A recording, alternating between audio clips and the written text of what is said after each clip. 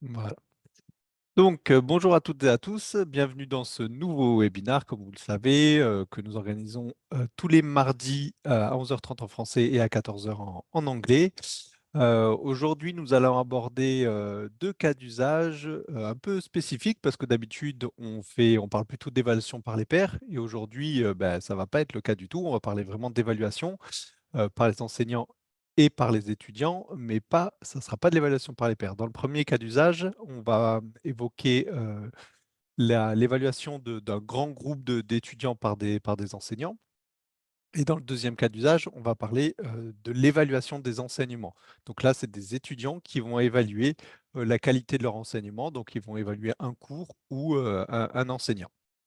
Donc je vais présenter rapidement ces cas d'usage et après je ferai leur démonstration directement sur la plateforme. Pour rappel, voilà, petit laïus sur Challenge Me, on existe depuis 2015, on est une plateforme, donc à la base une plateforme d'évaluation par les pairs, mais pas que. On travaille avec les principales universités en France, les grandes écoles de commerce. On travaille aussi avec quelques écoles en Suisse et au Canada. Et l'outil Challenge Me est intégré avec la plupart des outils des écoles, des LMS, type Moodle, Blackboard et Brightspace. On va directement rentrer dans le vif du sujet avec la présentation des cas d'usage d'aujourd'hui. Donc, comme je disais, le premier cas d'usage, je vais vous montrer comment faire évaluer de grandes cohortes d'étudiants par un groupe d'enseignants. C'est utilisé, par exemple, en fin d'année sur des rapports de stage où il y a énormément d'étudiants qui déposent un rapport de stage et on va utiliser un groupe d'enseignants pour évaluer ces rapports de stage, par exemple.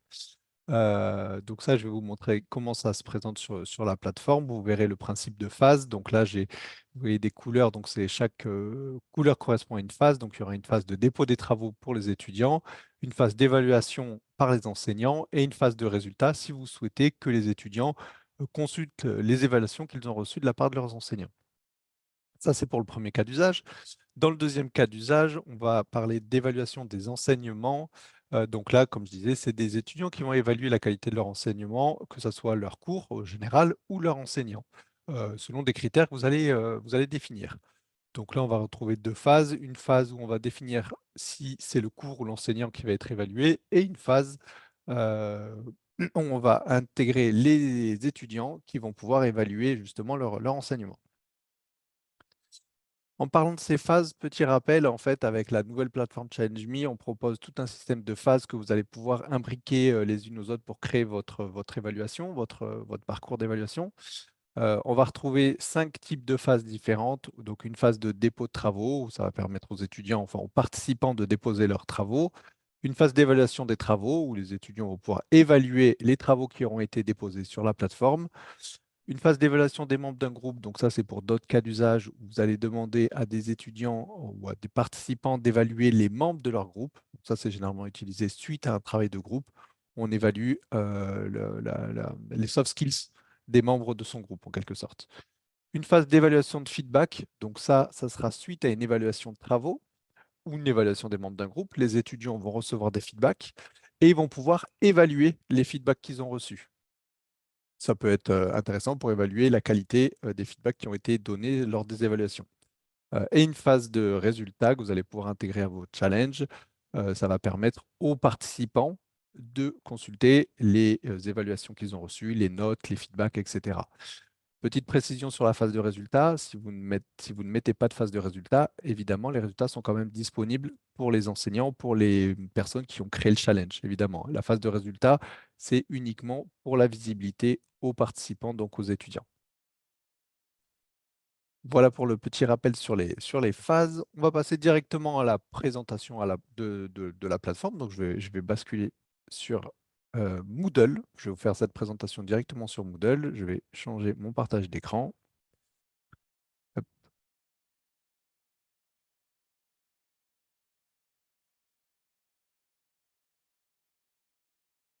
là, hop, voilà. Donc là, je suis directement sur Moodle. Je vais mettre l'écran devant moi. Voilà, je suis directement sur Moodle. Je suis dans mon cours, je suis en tant qu'enseignant et je vais vous montrer déjà premièrement comment on ajoute simplement une activité Challenge Me dans un cours. Donc pour ça, c'est très simple, c'est plutôt classique, vous en avez l'habitude. On passe en mode édition et on ajoute une activité dans son cours, tout simplement. Donc là, voilà, il y aura Challenge Me dans la liste parce qu'on a intégré directement dans les activités des écoles. Donc, on clique sur l'activité Challenge Me. Alors, nous, on en a plusieurs ici dans cette liste, mais c'est uniquement pour les besoins de nos tests, hein. Vous n'aurez qu'une seule activité Challenge Me dans votre liste. Ici, vous allez donner un nom. Bon, je vais mettre Peer Evaluation, même si ça ne correspond pas trop au cas d'usage d'aujourd'hui. Hop, et vous avez simplement à sauvegarder et retourner au cours. Une fois que vous avez ajouté votre activité, vous pouvez désactiver le mode édition et maintenant on va cliquer sur l'activité pour la paramétrer. Donc je vais vous montrer comment ça se passe et après je vous montrerai directement sur deux activités que j'ai déjà paramétrées, où j'ai déjà intégré des contributions des étudiants, etc. Je vous ferai vraiment le détail là-dessus. Là, c'est vraiment pour vous montrer simplement comment on ajoute une activité Change Me dans un cours. Donc je vais cliquer sur cette activité.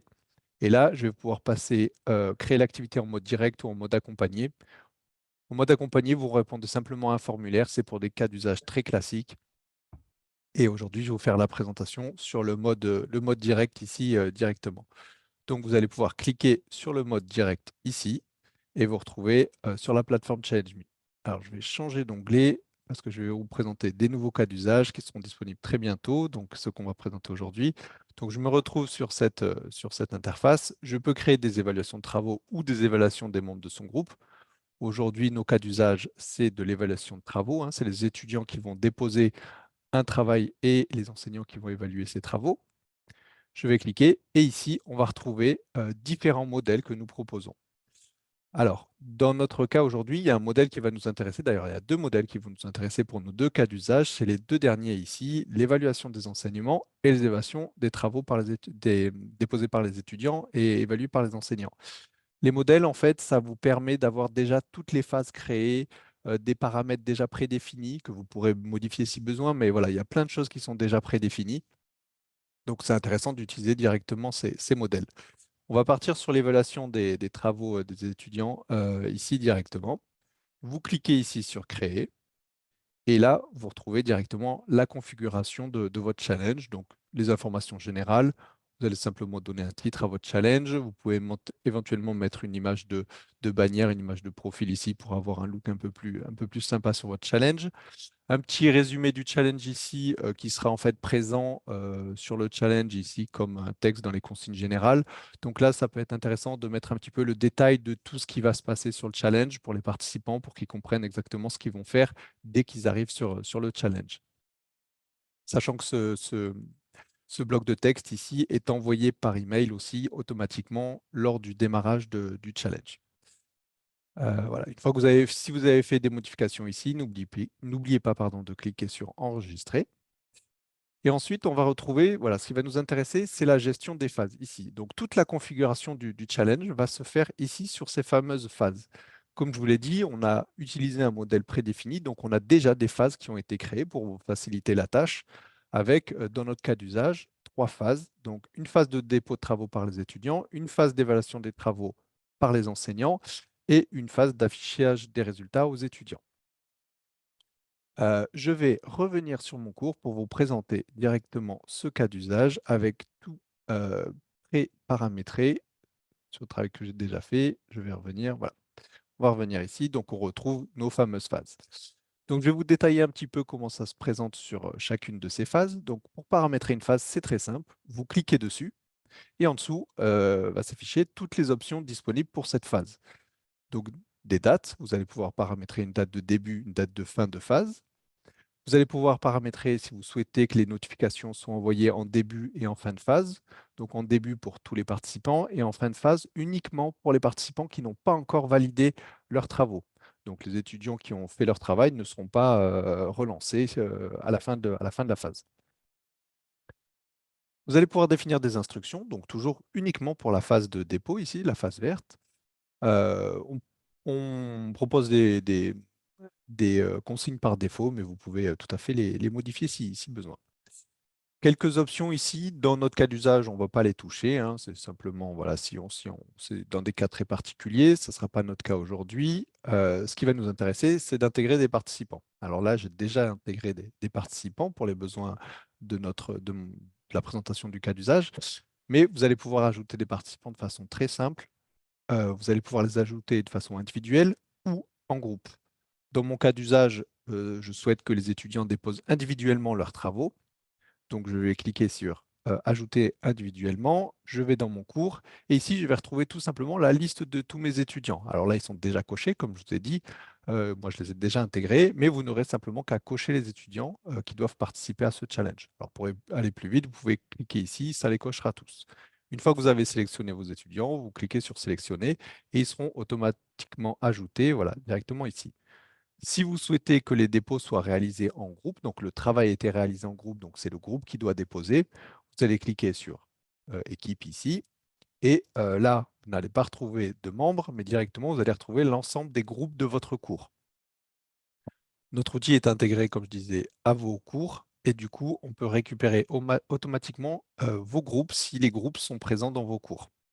Donc là, c'est le cas. J'ai récupéré quatre groupes dans mon cours. Et si vous souhaitez intégrer des groupes, pareil, vous cochez les groupes que vous souhaitez impliquer dans ce challenge, tout simplement. Et une fois que vous avez coché vos groupes, vous validez. Et ici, vous aurez chaque groupe impliqué dans le challenge avec la composition du groupe.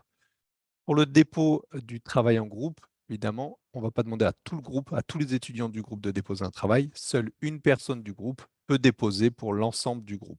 N'importe quelle personne du groupe peut déposer pour l'ensemble du groupe. Donc voilà pour l'ajout des participants. Troisième option, donc là c'est si on souhaite ajouter individuellement. Ça c'est si on souhaite ajouter des groupes qui sont déjà présents dans notre cours. Mais parfois vous aurez aussi besoin d'ajouter des groupes qui ne sont pas présents dans votre cours parce que c'est les étudiants qui ont décidé de leur groupe et vous n'avez pas eu la connaissance avant le début du challenge. Donc là, il vous faudra quand même importer les groupes et ici, directement, vous pouvez importer des participants pour créer en quelque sorte des nouveaux groupes qui ne seraient pas présents dans votre cours. Et ici, ça va se passer via un copier-coller d'un fichier Excel où vous aurez juste à renseigner les emails des étudiants, le nom de leur groupe. Et je peux vous présenter le format. Voilà, ça c'est si vous souhaitez les importer individuellement, vous renseignez juste leur email. Si vous souhaitez les importer en groupe, vous faites un fichier Excel avec une colonne email, une colonne nom du groupe. Vous copiez-collez tout ça et vous pouvez importer directement vos participants en groupe ici. Si vous rencontrez des difficultés, vous avez ici un petit outil d'aide. Vous pouvez cliquer sur l'ajout ici pour avoir de l'aide, sur importer les participants via un fichier Excel et vous avez un petit tuto d'aide et en plus surtout un modèle, un fichier Excel d'exemple que vous pouvez remplir directement et vous n'aurez plus qu'à, une fois qu'il sera rempli, à copier-coller via Excel ici dans le champ pour importer vos participants. Je crois qu'on J'avais a une une question, oui. toute petite question, oui, Oui. je me dis: «Il faut la poser maintenant». En fait, je me souviens plus, est-ce que les participants peuvent eux-mêmes créer leur groupe? Non, ils peuvent pas créer leur groupe en fait. D'accord. Ils peuvent, OK, par contre, c'est une bonne question en individuel. Par contre, les étudiants ici, si vous cochez cette option auto-enrôle, les étudiants peuvent s'inscrire individuellement sur le challenge. Vous n'avez pas forcément besoin de les importer. Si vous n'avez pas la liste complète des étudiants qui vont participer, vous n'avez même pas forcément besoin de renseigner la liste. Vous cochez auto-inscription ici et les oui, étudiants, du moment qu'ils cliquent sur l'activité, ils seront ajoutés, mais ça marche uniquement pour de l'individuel. En groupe, d'accord. on Ils ne seront aura, pas dans des groupes. voilà, D'accord, en groupe, on aura l'obligation d'avoir la composition des groupes. d'accord. Voilà. Merci.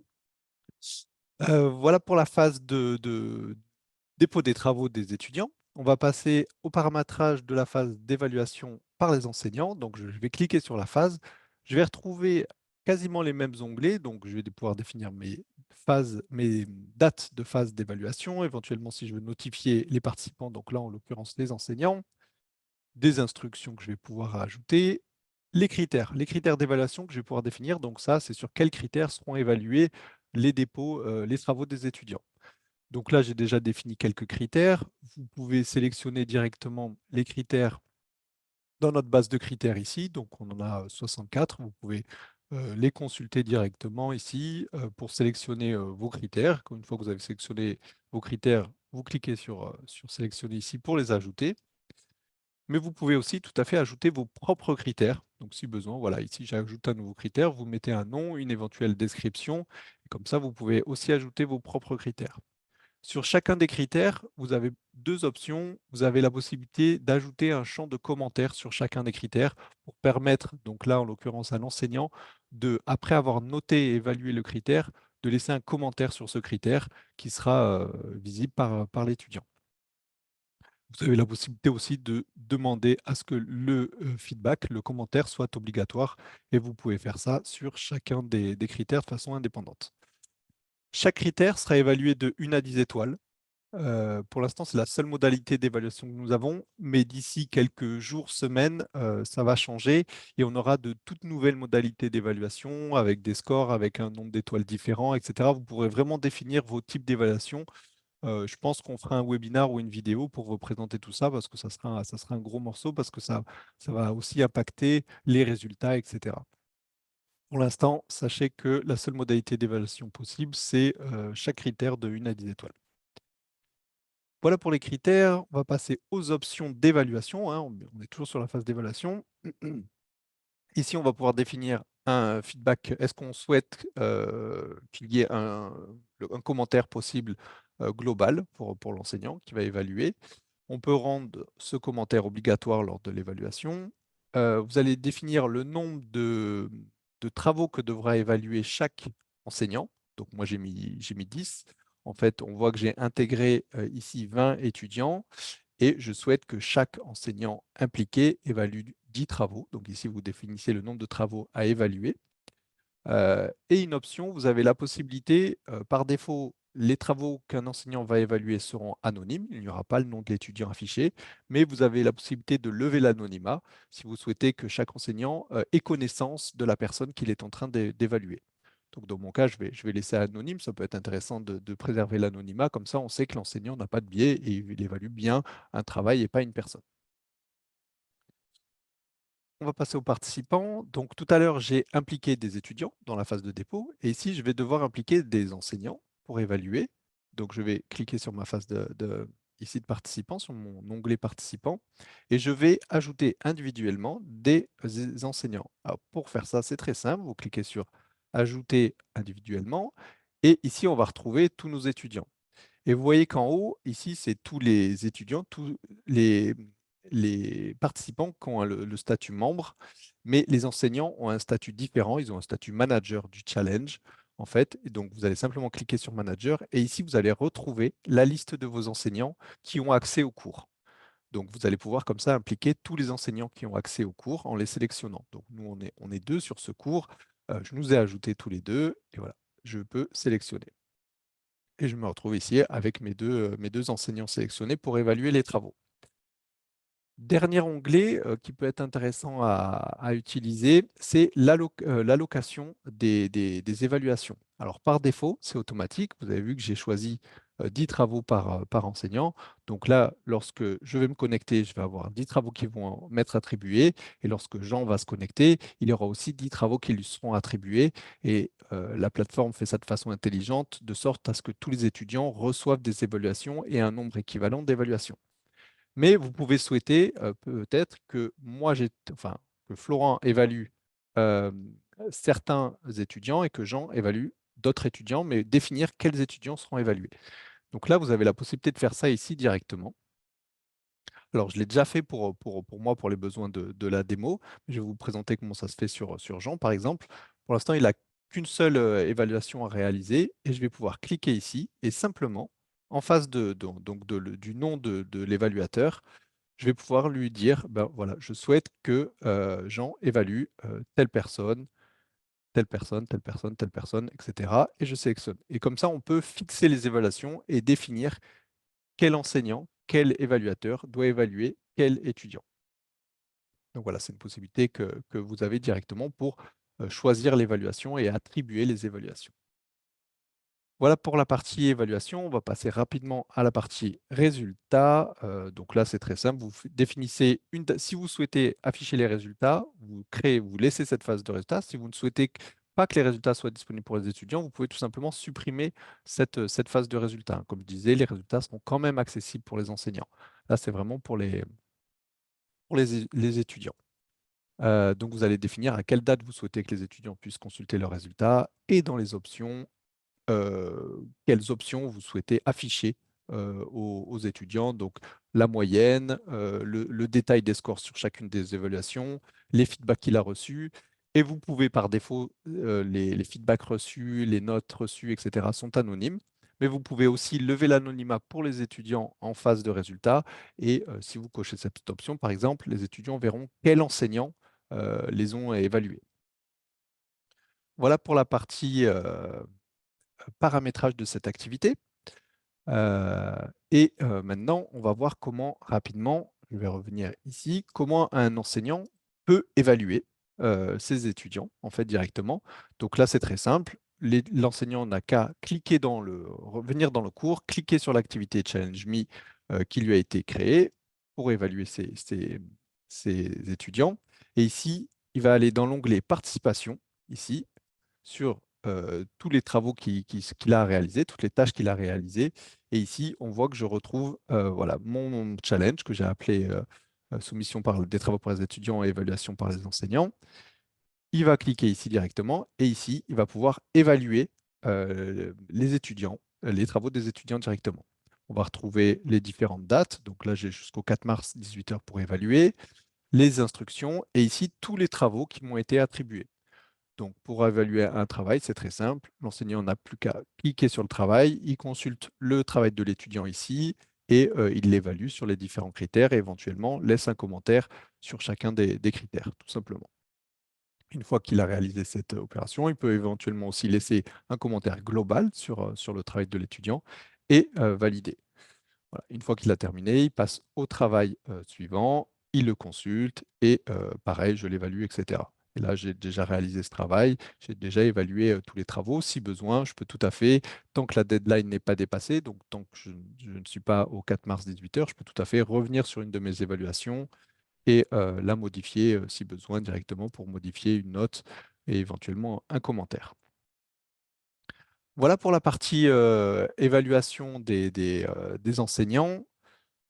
Dernier petit point, je vais vous montrer comment vous pouvez consulter un petit peu toutes les évaluations qui ont été réalisées par les enseignants et tous les travaux qui ont été déposés par les étudiants. Pour ça, c'est très simple. En tant que manager du challenge, vous venez dans votre cours, vous cliquez sur l'activité et vous retrouvez ici ce qu'on appelle la visionneuse de résultats. Et vous aurez ici la répartition des notes de tous les étudiants, les notes ici classées du meilleur au moins bon, la moyenne de l'ensemble de la classe, les notes sont sur 10. Et ici, le détail de tous les étudiants. Donc, c'est un tableau, vous pouvez le trier par note, par participation. Voilà, on voit tous les étudiants qui ont reçu une évaluation, leurs notes, etc. Si vous voulez voir le détail du travail de l'étudiant, vous pouvez cliquer sur un étudiant pour avoir un petit focus sur lui. Vous avez sa moyenne sur chacun des critères, les évaluations qu'il a reçues, les notes qu'il a reçues, hop, je vais comme ça, le détail des scores qu'il a reçus sur chacun des critères, etc. Vous avez vraiment toutes les informations de l'étudiant. Et si vous cliquez sur la phase de soumission de travaux de l'étudiant, vous pouvez retrouver le travail de l'étudiant, éventuellement le télécharger pour l'archiver. Voilà pour la partie voilà, évaluation des travaux, des travaux par les enseignants. On va passer rapidement à l'évaluation des enseignements. Hop, je vais revenir ici. Donc, même principe, hein, dans le cours, quand vous ajoutez une activité, vous avez le modèle qui se trouve, je vais faire un nouveau challenge. Voilà. Hop, vous avez le modèle évaluation des enseignements ici directement que vous pouvez utiliser. Vous cliquez sur Créer, vous retrouvez les informations générales et les phases. Alors vous verrez, là, il n'y a que deux phases. Une phase où on va inscrire l'enseignant ou le cours et une phase où on va inscrire les étudiants directement. Donc même principe, j'ai déjà créé un challenge qui correspond à ce cas d'usage. Je vais cliquer dessus pour l'avoir en détail. Hop, voilà. Et là, ici, on va retrouver ces fameuses deux phases. Donc, là, dans la première phase, on va retrouver, donc là, ici, vous n'avez pas besoin de renseigner ni de date, ni d'instruction, ni d'option. En fait, ici, dans cette phase, on va juste définir qu'est-ce qui va être évalué. Donc, dans notre cas, ça va être un enseignant. Donc ici, voilà, je me suis ajouté moi, je suis en tant qu'enseignant. J'ai cliqué sur Ajouter individuellement, comme tout à l'heure. J'ai cliqué sur Manager et je me suis ajouté. Donc là, je suis la personne qui va être évaluée. Je ne vais pas déposer un travail, mais je suis la personne qui va être évaluée. Et dans la partie évaluation ici, on va simplement définir donc une date, à quel moment les étudiants vont pouvoir évaluer mon cours ou mes enseignements, les différentes instructions, les critères d'évaluation, donc même principe ici, voilà, on va retrouver différents critères. On peut demander aux étudiants de laisser un commentaire sur chacun des critères ou non, de le rendre obligatoire comme tout à l'heure, même principe. Vous pouvez ajouter vos propres critères ou sélectionner les critères dans notre base de données. On va pouvoir avoir différentes options. Donc, est-ce que vous souhaitez que l'étudiant puisse laisser un commentaire global? Est-ce que ce commentaire est obligatoire? Vous pouvez cocher ici, pour le coup, le fait que ce n'est pas anonyme et on sait qui on va évaluer. Donc, en fait, il y aura mon nom, il y aura évaluation de Florent Bessières. Donc, l'étudiant verra quel enseignant ou quel cours il évalue. Le nombre de travaux évalués, donc là, le nombre de personnes à évaluer par étudiant, ben là, il n'y en a qu'un seul, ce sera moi. Et ici, simplement, on va cliquer sur participants et on va ajouter, comme tout à l'heure, tous les étudiants de façon individuelle qui devront évaluer cet enseignement. Donc là, même principe, on va dans le cours, on sélectionne les étudiants qui doivent participer à cette évaluation et on les ajoute au challenge. Donc voilà pour la partie évaluation. Je vais vous montrer comment ça se présente côté étudiant. C'est aussi très simple. Donc là, ici, vous avez une visionneuse ici directement pour voir un challenge à la place d'un étudiant. Je vais cliquer dessus. Et voilà. Et je vais me mettre directement, voilà, là je suis en tant que Noah Leroy, à la date du 26 février à 9 heures. Donc le 26 février à 9 heures, le challenge aura bien commencé. Il a jusqu'au 3 mars 17 heures pour effectuer ses évaluations. Et ici, voilà, on va retrouver les instructions. Il doit bien m'évaluer moi, enfin mon cours, et voilà, il va pouvoir m'évaluer directement ici sur mes enseignements, directement sur les différents critères qui auront été définis et éventuellement laisser un commentaire. Voilà, très simplement. Donc voilà, comme ça, les étudiants peuvent évaluer les enseignements. C'est un cas d'usage qui nous a été demandé par certaines écoles et voici comment vous pouvez le mettre en place directement avec ChallengeMe. Ben, j'ai fait le tour sur ces deux cas d'usage. Est-ce que vous avez des questions là-dessus? Il nous reste 3-4 minutes. Donc, si vous avez des questions, n'hésitez pas à les poser dans le chat ou activer votre micro pour les poser directement. Ou est-ce que tout est clair pour vous? Et dans ce cas-là, J'ai encore posé une ouais, petite question dans le chat. allez-y. Ouais. Ah oui, pardon, autant pour moi. Alors, en fait, les adresses email, deux choses. Ça va permettre de leur envoyer la notification quand le challenge démarre. En fait, ils auront une notification quand ça démarre. Et c'est surtout, en fait, dans vos cours, les étudiants sont inscrits avec leurs identifiants, qui sont leur adresse email, et ça permet de faire le lien avec la plateforme et votre cours. Mais t vous attribuez une adresse email ChallengeMe à tout étudiant qui Ah non, non, pas du participe tout. Ah à non, j'avais pas vu Challenge Me. Non, non, non, non, Challenge Me, c'est dans nos ah! tests qui a écrit Challenge Me. Vous, vos étudiants, ils auront leur adresse email. Autant pour moi, j'avais D'accord, pas vu d'accord, d'accord. Je Non, non, mais autant bien pour moi. sûr. Oui, oui. Non, par contre, on peut quand même répondre à une question. Quand vous ajoutez des étudiants ici, dans les participants, si vous ajoutez des étudiants via le fichier Excel, effectivement, il Mmh. faut bien mettre l'adresse email de l'étudiant de l'école. Oui, oui. Son adresse mail parce que c'est cet identifiant qui va faire le lien avec la plateforme et Oui, quand il va oui. cliquer, il n'aura pas besoin de se connecter parce qu'il aurait bien été inscrit avec son adresse email. Oui, oui, Donc, bien sûr. OK, ça permet. d'accord, j'avais pas Voilà. compris, oui, Non, non, parce que c'est au moins marqué ça permet de faire. educhallengeme.com, je crois, donc ou .fr. Voilà, c'est ça, D'accord, exactement. d'accord. Oui, oui, non, non, on ne crée pas d'adresse email pour les étudiants, je vous rassure. Mmh, mmh, mmh, mmh. D'accord, ben, moi, c'était tout. Parfait. Est-ce que vous pouvez, créer des quiz pour les étudiants? Je sais que c'est pas votre but premier, mais c'est juste une question. À Non, l'image de Moodle.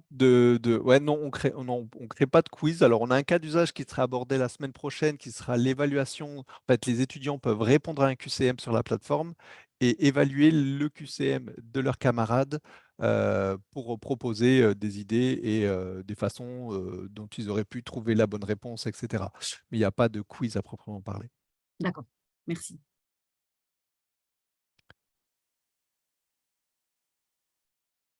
Est-ce que tout est clair? Si tout est clair pour vous, ben, il ne me reste plus qu'à vous souhaiter un bon appétit et une très bonne journée. Et n'hésitez pas, Merci. si vous avez des questions, à envoyer un petit mail. Vous recevrez certainement le replay de ce webinaire qui contient aussi la playlist de tous les webinaires que nous avons réalisés depuis le mois de février. OK, merci beaucoup. Merci beaucoup. Merci, Bonne journée. bonne Au revoir. journée, au revoir.